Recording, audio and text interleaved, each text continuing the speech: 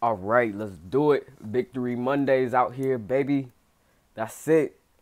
4-1. Man, 4-1. How do we do this, man? How do we get this far? How do we just wow. It's almost time to crown the Kevski, man. You gotta do it. Not yet. Steelers. But this is definitely this is pre-initiation crowning. This is definitely the ceremony before the crown gets put on. And they can still withdraw the crown later. But right now it's like eh, like they get ready to put it on. You feel me? So we'll see what happens, man. Like this is crazy. I mean, it's crazy good. You know, my dude Jarvis went on the post game. I waited. I didn't want to do an instant reaction. I wanted to do an instant reaction, but when I'm drinking that much and stuff like that, my eyes be all red and stuff like that. So I was like, I ain't about to get on the camera looking like, you know what I'm saying, like I've been hit. You know what I mean? So I'm just like, let me wait, because I wanted to hear also what the players had to say after the game, because I didn't want to criticize without not knowing, I mean, in particular. But anyway, let's say that Jarvis came on there eating some pizza, talking about this. That's what 4-1 feels like, yo. God damn, eating a big old slice of pepperoni pizza, bruh. That's funny, man. I'm happy for them. You know what I'm saying? I was just like, yo, I mean, the whole thing is that, all right, look at the game. Let's talk. Let me talk about what's important right now. I think that's the best way to kind of do this post. Obviously, we'll start with Baker, because I know that's gonna be like one of the most glaring things. Now, to his defense, we'll talk about his post game interview, and he said what I needed to hear. Is that it was a bad game by him. You know, I wanted to make sure that he was accountable, that he used the word I more than we, and he used it quite often. So he recognized, he knows. So that's why I'm going to go semi-easy on the whole ordeal. Now, for one, we did win. Two, he had a better game than Phillip Rivers. And Phillip Rivers is not a bum quarterback.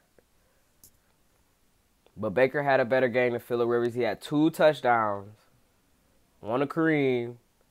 And another one to Hollywood Higgins. And can we, like, mention that, talk about that real fast? Let me just put it on the side note.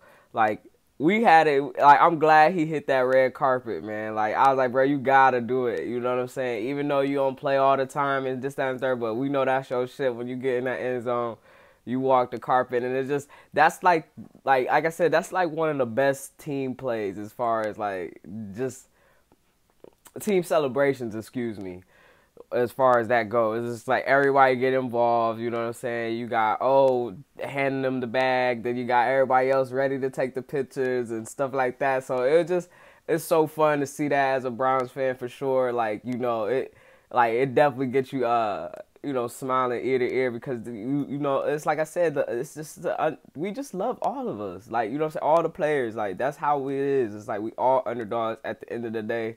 You know what I'm saying? As long as you getting out there, you giving your 100% maximum effort, man, it don't matter. So it's just like to see him go in there real quick, score a touchdown. You know what I'm saying? All right, that's it for the day. That's, you know, everybody can stop the shoots now. I mean, it would be nice to keep, you know, hitting the runway a few more times, but hey, or the red carpet, you know, it's no, that was good to see. But yeah, 2 touchdowns, you know what I mean, and he had 2 interceptions, yes, but at the end of the day, like I said, just matching up play with play, He outplayed Phillip Rivers, and that's all he really needed to do. We played against, that's the number one ranked defense right there. You know what I'm saying? Despite, like, it was a bad game and everything like that, like, it was the number one defense. So, you know, that's to be expected. They only was allowing 14 points a game, you know what I'm saying, which is, like, basically a crazy-ass stat in the NFL nowadays, you know. Prior to that game, obviously, now we scored over 14 points, you know, we scored 29, and this, I mean, so that's that, you know. He knew that he didn't have his best game, and now we just got to take that and move on and get better from it and go from there, because, I mean, there's nothing we can really do. We can't hang on Baker and just be like, you know, he got played, because I've seen, you know, we can't sit up here and say that this makes him a bad quarterback, because I've seen Ben Roethlisberger turn the ball over 3 to 4 times, maybe even 5 times in a game. And it's like the defense still kind of bailed him out. He just kept on gunslinging and whatever like that. So, like, I mean, that's going to happen in AFC North football. You know, it's, I mean, I don't want to make an excuse, but I know it was pretty windy when I washed my car yesterday. So, I mean, if the wind was a factor at all in him throwing those passes, could be. I mean, obviously a corny excuse, because, I mean, Tom Brady played in the AFC North, or not AFC North, but he played out, you know, he didn't play in a dome, you know, in his career when he was with New England. But then again, like I was like, shit, maybe we need to deflate them balls, and they probably help him. You know, and some people trying to say that, oh, well, that don't help. But I think, like, all right, for one, if you deflate them, I ain't saying it's flat. Like, let's not say that. It's not a flat ball, but it's definitely less air in there than most balls. So, like, if you got less air, let's talk about the pros to that. The pros is that you'll be able to hold it easier because you'll be able to squeeze it more because it got less air in it. Second, it'd be easier for the receivers to catch because of that. And as well, it'd be easier for them to hold on to them, and harder for them to lose it, you know, getting punched out and stuff. You know, people punch the ball out. If the ball flat and it ain't, you know what I'm saying, going to react to that punch like it would if it was a full ball, like, then it accumulates your stats, yards after catch, all of that other stuff. So if that's the big reason why deflated football is cheating, damn it. You know what I'm saying? It's cheating because you're getting a extra leverage. You know what I'm saying? Like, as long as it's with regulation, I guess it don't matter, you know, but yeah, I mean, that's what you could say. Like, all right, well, so I guess, like, it kind of negate, you know, Tom Brady not the best example to use as far as that go, but let's say Patrick Mahomes, they play outside. Oh, here we go. Patrick Mahomes, they play outside too, and, you know, he got to make those passes. I'm sure it's plenty windy over in Kansas City. It looked like it'd be cold over there too. So like, I can't give him 100%, you know, win as a bailout excuse. But like I said, it was pretty heavy windy when I went to wash my car, so we could say that. But let's talk about the good things, man. Oh, and also Toledo's finest, Kareem Hunt, Ohio's finest, shit, fuck, cussing. I mean, almost averaging a touchdown every game he plays in. That's crazy. Like, that's a fucking stat for your ass. Like, you know what I mean? Like, that make you proud, because it's like he came from where, you know what I'm saying? I can't, like, you know what I'm saying? You don't really, I mean, we always got greatness every once in a while, but to kind of grow up with it in a way, if you will, like, to say, like, all right, this ain't like no old person, somebody that lived in like 1958 and blah, blah, and that's like an old person now, and I don't know how to, like, you know, like, relate with the times. Like, this is different. You know what I'm saying? This is somebody that, like, my age, you know what I mean, just that is doing big time shit. And it's like, this is a great thing to see, man. Like, it kind of making it like, you know, what life's about, as far as, like, you know, you put your mind to something and you get these God-given talents, and it's like you put in the work and then you just let it go into fruition, because we all know it's like, it's hard to make it out of Ohio. I mean, I ain't gonna say it's like impossible, because obviously there's been players that came out of Ohio all the time. LeBron James, obviously, shouts to him for winning this 4th championship, another Ohio, guy, you know what I'm saying, putting on for the state, you know, obviously putting on for the city Akron, but, you know, I know he do it for the whole Ohio, so it's not, you know what I'm saying, no bullshit or anything like that. It's like for the whole state, so, you know, we can all rally behind that, but, you know, you got to shout out the specific set, you know what I'm saying, Akron, so that they know, you know, put them on the map too,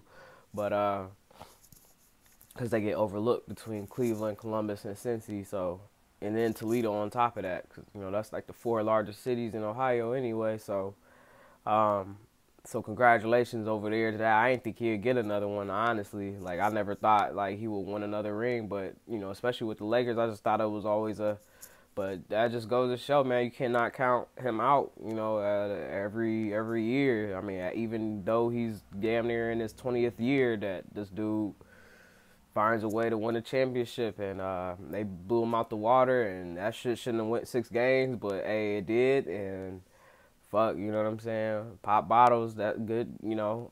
LA, y'all got one of Ohio's finest too, so be thankful for that. Anyway, the defense, man. Myles Garrett leading this defense along with OV. OV had some plays. Like, I was like, oh shit, OV back? Like, damn, like, he went on there and got that sack. Like, bruh, to Buka Boy, red wine, Buka in the house, Buka, Buka, Buka, Buka, Buka. You know what I mean? They out here getting interceptions. Ronnie Harrison, he left with a concussion. Man, I was like, what the fuck? Like, he was just balling out. Now he left out because he's not going to be out for a couple games, I think. So, and we were just getting ready to get that safety shit taken care of. But, you know, man, my dude, poor dude, 23, man. I mean, he made good run stops, but it's just like, he always getting targeted. Always in the past game, like, why it just be like, and they always find that right moment, like right here, he gonna break down right here, let's go ahead and throw it at his ass, all of that.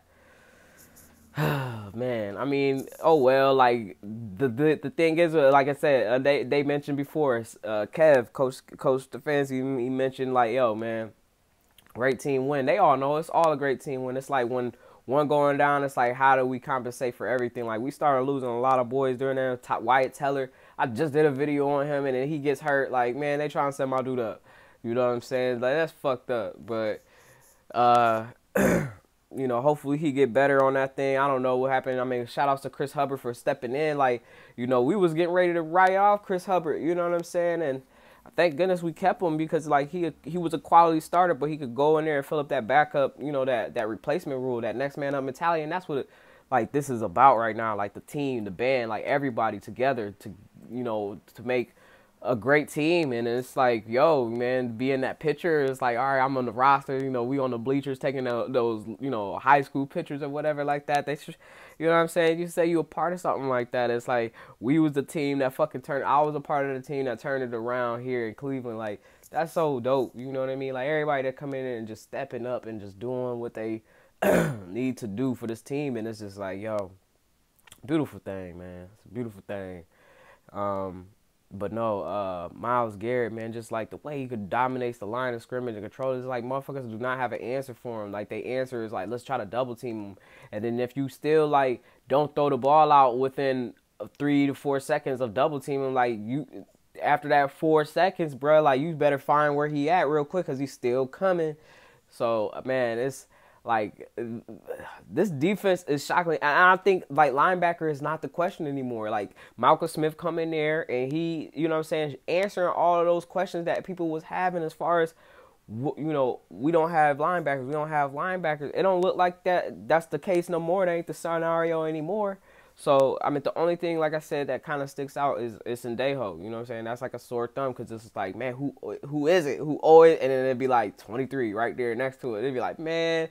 But like I said, the team itself, they not obviously allowing that to stop their success and stop them from being able to overcome these challenges that we face on a week-to-week basis. You know what I mean? Like, it's still a franchise turnaround, still a facelift that we going through, a phase like that, if you will, where, you know, we trying to reconstruct the image that, you know, we've had on us for so long. And I think, like I said, you know, people want to see us win, but there's still some that, like, can't believe that we winning. You know what I'm saying? I mean, us included, you know what I mean? Own fans, us included, you know, but as far as, like, people that can control these games. Like I said, the refs or, you know, or even, I mean, really the refs and, I mean, in the media, I mean, other than that, like, it's hard for a lot of people to, excuse me, it's hard for a lot of people to just understand, like, what the fuck is going on in here and around Cleveland, Ohio with the Cleveland Browns. Like,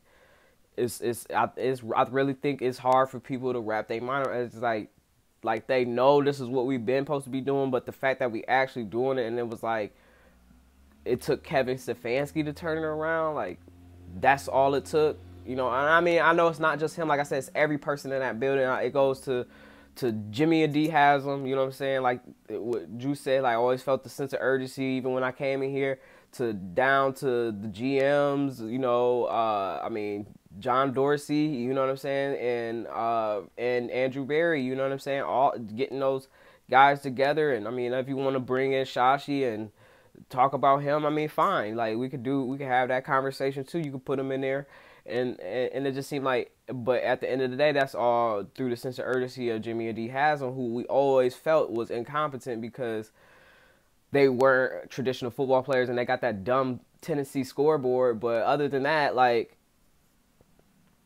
yeah, get us a bigger scoreboard, man. Like, freaking, what is it? The Baltimore Ravens, their scoreboard is huge. You know what I mean? Like, you gonna come in with a Tennessee scoreboard? I know it's your stadium, blah, blah. You can do whatever the fuck you want. But, like, Tennessee and Ohio, what type of connection is that? I mean, somebody gonna have to let me know. Let me know. Let me know. All right, man. I'm obviously being weird now. So let me go ahead and wrap it up. No, I mean, like I said, it's through everybody. The GM, Kev's hires, players, equipment team, staff, Moose, everybody doing their part, man. And it's a beautiful thing, man. 4-1. Now we gotta beat the motherfucking Steelers with they cheating ass. Try to have a nice undefeated record and shit, but y'all don't have a game recancel. I hope they schedule that shit, man. They shouldn't let people cheat like that, where they could have a good record and less games and still get to go to the playoffs. Like, no, y'all need to have y'all own little separate playoffs. If y'all ain't play all the fucking games that needed to be played throughout the season, y'all need to battle it out to find out which one out of y'all is going to go to the playoffs, because it can't be like that. Y'all can't be going in here where everybody played their game and shit, and you know, we hurt because we got more of a probability of having hurt players because we played more games, and while y'all coming in all healthy because y'all play less games. No, that ain't fair. So if they had that game canceled, that better be rescheduled. That's how I gotta go. The realest is a Browns fan.